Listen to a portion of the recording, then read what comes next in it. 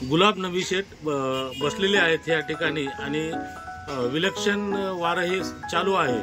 तर गुलाब नबी शेठ, मला एक विचारायचं तुम्हाला, तुम्ही आजपर्यंत राजूभाई नवघरे आमदार यांच्यासोबत दिसले, परंतु आज यू टर्न दिसला तुमचा, तर याचं कारण काय बरं? आपण मोठ्या अधिक्यानं ग्रामपंचायतला निवडून आलेले सदस्य निवडून आलो, सारखा दोनदा निवडून आलो, मला समाजाला निवडून दिलं आणि समाज म्हणते की आता आमच्या पाठीमागे राहा तुम्ही, त्याच्यामुळं मी हा निर्णय बदलला आणि मी गेलो दांडेगाव साहेबापाशी प्रवेश घेतला।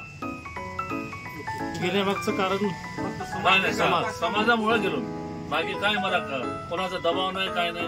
बरं, आपण आल्यामुळं दांडेगावकर साहेब निवडून येतील अशी 100% गॅरंटी। त्यामध्ये 500 फुल्या मारणार मी साहेबाला।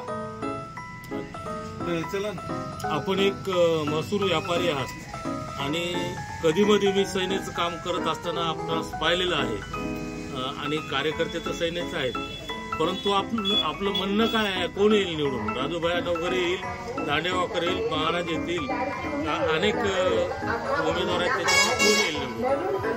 दांडेगावकर साहेब येतील विधानसभेमध्ये, कॅबिनेट मंत्रिपदाची शपथ सुद्धा घेतील।